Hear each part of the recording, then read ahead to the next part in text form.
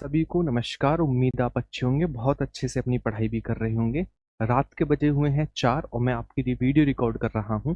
और ये आज की वीडियो जो है आप सभी को पता है एसिड बेस और सॉल्ट को लेकर हर एक एग्जाम में रेलवे का तो फेवरेट टॉपिक में से एक है। क्या आप 10 मिनट में आने वाली में सारे कंसेप्ट समझ जाएंगे? जी हाँ, केवल आपको 10 मिनट से कम का समय देना है और सारा का सारा डेटा आपके पास होगा। इसकी पीडीएफ टेलीग्राम पर डाल दूंगा, जिसकी लिंक कमेंट बॉक्स में पिन मिल जाएगी। बिना टाइम गवाए स्टार्ट करते हैं। जो चैनल पर नए सब्सक्राइब कर लेना, क्योंकि एक गवर्नमेंट जॉब इसी चैनल से उनकी लगने वाली है। बिना टाइम गवाए स्टार्ट करते हैं। एसिड बेस और सॉल्ट को 2 नंबर तक उनके कंप्लीट होंगे अगर आप इसे अच्छे से करके जाते हो। और इसमें हम कंप्लीट थ्योरी को कवर करेंगे, कंप्लीट थ्योरी। ठीक है, स्टार्ट करते हैं बिना टाइम गवाए। सबसे पहले देखते हैं, देखो जो अम्ल होते हैं उनके बारे में एक खास बात होती है। क्या अम्ल जो होते हैं, एक तो स्वाद में खट्टे होते हैं, दूसरा ये जो होते हैं ना, ये ब्लू लिटमस पेपर को रेड कर देते हैं। जबकि क्षार जो होते हैं ये स्वाद में कड़वे होते हैं, जो कि हमारे पास रेड लिटमस पेपर को ब्लू कर देते हैं। ठीक है ना, अम्ल जो है वो ब्लू को रेड करेंगे, जबकि जो क्षार होंगे वो रेड को ब्लू कर देंगे। आपसे कभी कभी पूछता है कि लिटमस पेपर किसका बना हुआ होता है? लाइकेन का बना हुआ होता है लिटमस पेपर। किसका? लाइकेन का बना हुआ होता है। नेक्स्ट आगे की ओर मैं बढ़ूं तो आगे आता है इनके पीएच स्केल को लेकर। देखो पीएच स्केल की खोज सोरेनसन के द्वारा की गई थी, ये आप याद रखेंगे। इसके अलावा मैं बात करूं, जिनकी पीएच वैल्यू 7 से कम होती है ना, वो सभी अम्ल होते हैं। और जैसे जैसे जीरो की तरफ बढ़ता हुआ जाएगा वो स्ट्रॉन्ग अम्ल कहलाएगा। जिनकी 7 होगी वो न्यूट्रल कहलाएंगे, और जिनकी पीएच वैल्यू 7 से अधिक होगी वो क्षार कहलाएंगे। और जैसे जैसे वो 14 की ओर बढ़ेंगे वो स्ट्रॉन्ग बेस कहलाएंगे, है ना, प्रबल क्षार कहलाएंगे। ठीक है, चलिएगा नेक्स्ट आगे की ओर बढ़ते हैं। अम्लों को लेकर बात करें, जब अम्ल जो है वो धातु से क्रिया करते हैं, जैसे Na धातु है, HCl एक अम्ल है, धातु से क्रिया करने के बाद हाइड्रोजन गैस छोड़ते हैं। ये पॉइंट आप याद रखेंगे, क्लियर है। इसका एक अपवाद है, इसमें से एक चीज है वो है नाइट्रिक अम्ल। नाइट्रिक अम्ल धातुओं से क्रिया करके जो है वो हाइड्रोजन गैस नहीं छोड़ता है, याद रखेंगे। एक ऐसा अम्ल है अपवाद स्वरूप। नेक्स्ट, अम्लों की जब हम धातु कार्बोनेटों से क्रिया कराते हैं तो धातु कार्बोनेट से क्रिया करने के बाद ये कार्बन डाइऑक्साइड गैस छोड़ते हैं। कई बार एग्जाम में क्वेश्चन पूछा गया है। ठीक है, तो आप याद रखेंगे अम्ल जो है वो किसके साथ, कार्बोनेटों के साथ क्रिया करके क्या छोड़ते हैं? कार्बन डाइऑक्साइड गैस छोड़ते हैं। नेक्स्ट आइएगा, प्रबल अम्ल और दुर्बल अम्ल क्या होते हैं? जो आसानी से जल में H पॉजिटिव आयन दे देते हैं वो प्रबल अम्ल कहलाते हैं। जो बहुत मुश्किल से, है ना, जो बहुत मुश्किल से H पॉजिटिव आयन देते हैं उन्हें दुर्बल अम्ल कहते हैं। जैसे प्रबल अम्ल के एग्जांपल याद रखेंगे, HCl, H2SO4 और HNO3, ये एक प्रबल अम्ल है। जबकि दुर्बल अम्ल को लेकर बात करें, H3COOH और HCOOH, ये क्या है? ये दुर्बल अम्ल के एग्जाम्पल हैं। नेक्स्ट आगे की ओर बढ़े, सांद्र अम्ल और तनु अम्ल। ये जो कंसेप्ट आप क्षारों पर भी लागू करेंगे। जैसे क्षार क्रिया करके CO2 देंगे, हाइड्रोजन गैस देंगे, सेम क्षारों पर भी लागू होता है। जैसे सांद्र अम्ल को लेकर मैं बात करूं, सांद्र अम्ल वो होते हैं जो जलीय विलयन में, जिनकी मात्रा अम्ल की ज्यादा हो जलीय विलयन में और जल की मात्रा कम हो, उन्हें सांद्र अम्ल कहते हैं। ऐसे ही मैं बात करूंगा, जैसे जलीय विलयन में अगर क्षार की मात्रा ज्यादा होगी, पानी की मात्रा कम होगी, वो सांद्र क्षार कहलाएंगे। ठीक है, उसके बाद तनु अम्ल आता है।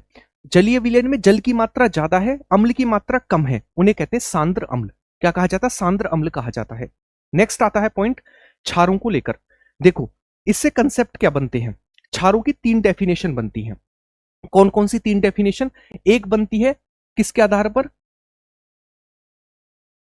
सबसे पहला कंसेप्ट बनता है किसके आधार पर? लुईस के आधार पर। लुईस कहते हैं जो इलेक्ट्रॉन पेयर देते हैं वो बेस कहलाते हैं। ये लुईस की डेफिनेशन है। तो आपसे पूछेगा लुईस के अनुसार लुईस क्षार क्या होते हैं, तो आप कहेंगे जो इलेक्ट्रॉन पेयर देते हैं वो लुईस क्षार कहलाते हैं।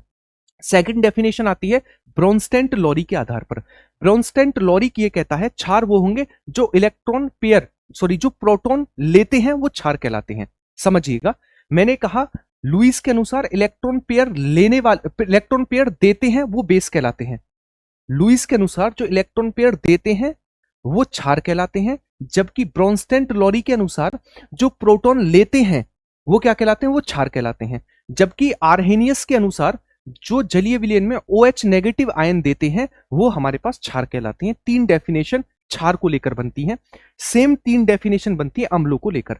जैसे आपसे कहेगा लुईस के अनुसार लुईस अम्ल क्या होते हैं, तो कहेगा जो इलेक्ट्रॉन पेयर लेते हैं वो लुईस अम्ल कहलाते हैं।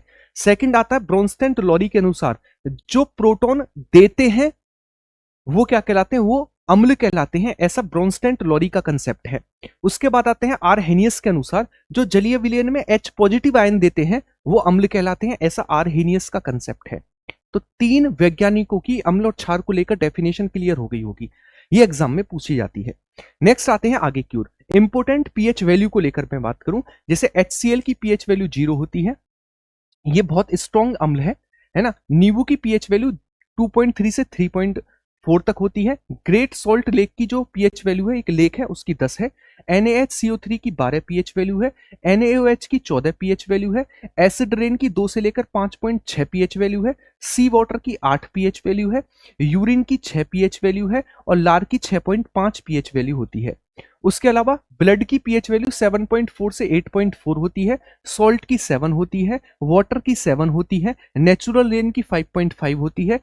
टी यानी चाय की 5.5 होती है। Na2CO3 की 9 होती है। ठीक है ना। पीएच स्केल की खोज सोरेंशन के द्वारा की गई थी, यह भी फैक्ट के रूप में आप याद रखेंगे। नेक्स्ट में आगे की ओर बढ़ूं, उसके बाद आते हैं इंपोर्टेंट अम्ल जिनके बारे में आपसे पूछता है इनमें कौन सा अम्ल होगा। जैसे नींबू है, संतरा है, खट्टे फल हैं, इन सभी में सिट्रिक अम्ल होता है, याद रखेंगे। कौन सा अम्ल होता है? सिट्रिक अम्ल। सिरका में एसिटिक अम्ल होता है। मधुमक्खी व चींटी के डंक और नेटल के पौधे में फॉर्मिक अम्ल होता है। खट्टा दूध और दही में लैक्टिक अम्ल होता है। आंवला और पपीता और ब्रोकली में एस्कॉर्बिक अम्ल होता है। कच्चा आम, अंगूर, इमली और अनानास में टार्ट्रिक अम्ल होता है। पालक, टमाटर और घास में ऑक्सैलिक अम्ल होता है ना। और यूरिन में यूरिक अम्ल होता है। कच्चा बादाम भाई, कच्चा बादाम, तो याद रखेंगे कच्चे बादाम में क्या होता है, कच्चे आम में क्या होता है, टार्ट्रिक अम्ल होता है। तो याद हुए सारे के सारे। तो ये सारा का सारा फैक्ट आपको देखने को मिलेगा एग्जाम में।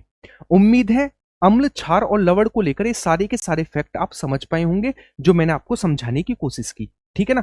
ये छोटी सी वीडियो में मैं आपको सारा का सारा कंटेंट दे दिया अम्ल, क्षार और लवण को लेकर। क्या आप यकीन मानिएगा 7 मिनट में इतना कंसेप्ट कोई दे सकता है? मैंने आपको सारे के सारे फैक्ट अम्ल, क्षार, लवण को लेकर बता दिए। इनसे ज्यादा एग्जाम में नहीं बनेंगे। बस इस वीडियो को दोबारा सुन लेना या फिर इसकी पीडीएफ से रिवीजन कर लेना जो मैं टेलीग्राम पर डाल दूंगा। ठीक है। वीडियो कैसी लगी ये कमेंट बॉक्स में मुझे चाहिए। दूसरा, वीडियो पर लाइक चाहिए। तीसरा, वीडियो को शेयर करना। जो चैनल पर नहीं है उसे सब्सक्राइब कर लेना। और आप खुद कमेंट में बताकर जाएंगे कि नेक्स्ट टॉपिक में किसका डालूं। इसी तरीके से शॉर्ट रिवीजन के तौर पर मैं पूरी साइंस आपको करा दूंगा बिना रुके, बिना थके। ठीक है। तो उम्मीद है ये चीज आपको समझ में आई होगी। बाकी मिलते हैं नेक्स्ट क्लास में। ख्याल रखिएगा अपना। बाय बाय, टेक केयर, सभी को जय हिंद।